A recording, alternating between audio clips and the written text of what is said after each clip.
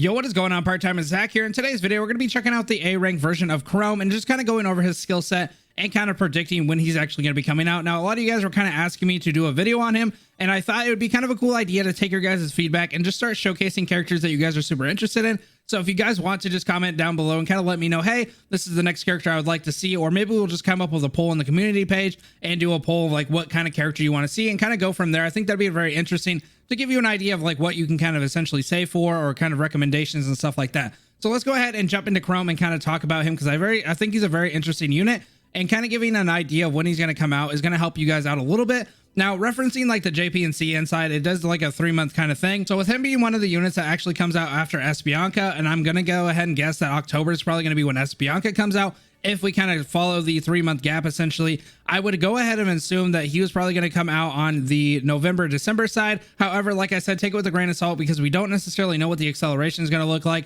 because they're going to be kind of throwing things at us. They've already referenced it twice throughout some different things on their blog posts and saying like, hey, we may accelerate some stuff. So I'm guessing it's going to come sooner than later. So that's just kind of my best guess of when essentially he's going to be coming out. But I do know in the structure of anything that he's actually coming out after Bianca and going from there. So I would definitely predict probably in December, a little bit after that, going into those later months. Now, I don't necessarily know if they do anything for Christmas or anything like that, so it could structure it a little bit differently. But talking about him, he is a tank here, and it looks like he's lightning 70% and physical 70%, and he's actually kind of a cool combo when it comes to a lot of his moves. His moves actually look really, really cool, and you kind of get an idea of that when we show the gameplay here. So I do have a signature weapon. He is one of the other characters who uses a Scythe, which I find Scythe really, really cool, especially whenever you jump into this game. So it's actually kind of a cool concept that he's also using one. And after researching him and kind of looking into him more for the sake of this video, I find that he's actually really cool, and I'm really excited to kind of check him out. So, alrighty guys, so talking about his red orb, he swings his Scythe around, dealing a certain percentage of physical damage with each swing. But if you're able to do the 3-ping, you're able to turn it into lightning damage.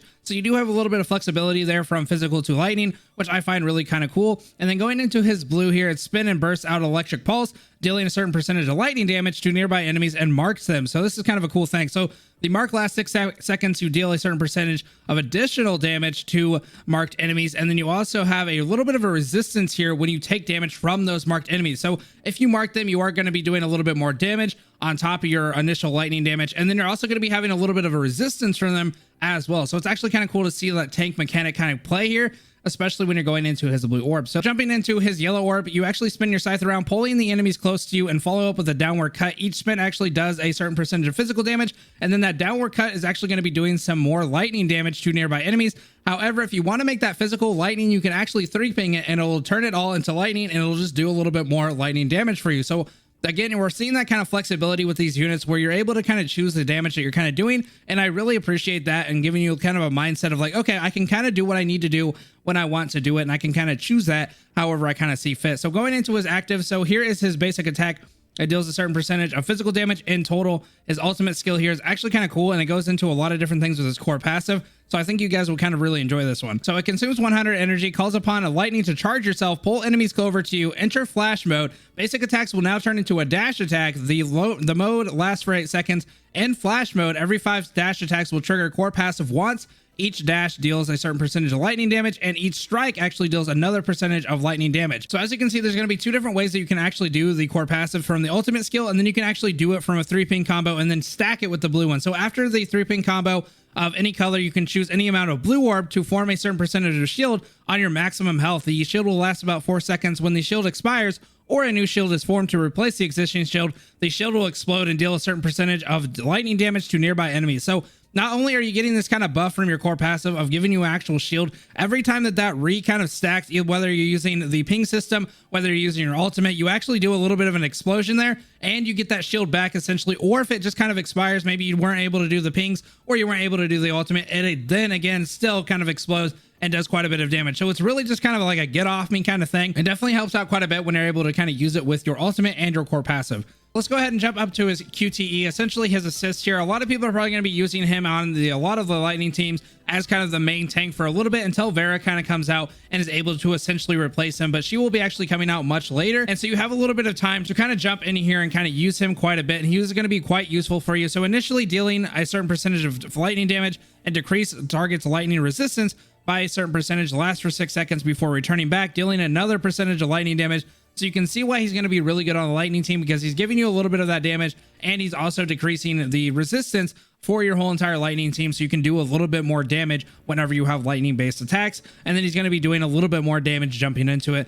And then here are some of his other passives in case you guys are wondering when you awaken him. So talking about his leader skill here, you're going to have a 10% defense increase and a 5% health increase when all 3 enemies are of different classes. So think healer, a main, a DPS, and then tank. You're going to get that kind of stack essentially, but I would really say that he's probably going to be more of a support. It's not going to be very often that you're going to have him as your leader. That's just my personal opinion. Now there's somebody like Vera who actually becomes more of like a tank slash like main DPS type of thing if you kit her the same way, and Chrome kind of has that flexibility a little bit. You can see how much damage he can kind of do, but I would honestly say that he's just really mainly a support to kind of help your DPS out, or kind of switch off in case your main DPS is kind of lacking a little bit when it comes to like health or anything like that. So going into like some of his passives, you can see that when the core passive shield is present, increases 10% lightning damage. His other one is when switching to Chrome from the background, immediately activates ultimate for 4 seconds. So you kind of get an idea of why he's going to be a little bit more of a support, because you're going to be switching in and out of him and kind of getting more passives essentially as you kind of go through them. So this last passive is going to be ultimate dash attack will decrease target's lightning resistance by 15%, lasts for 8 seconds. So you can definitely see how he's like kind of debuffing the enemy, and you're just doing quite a bit of damage. But just jumping into his signature weapon, you actually have a tab right here, and it's going to be the Saint Elmo. So this is going to be essentially what he's going to be kind of kitted with.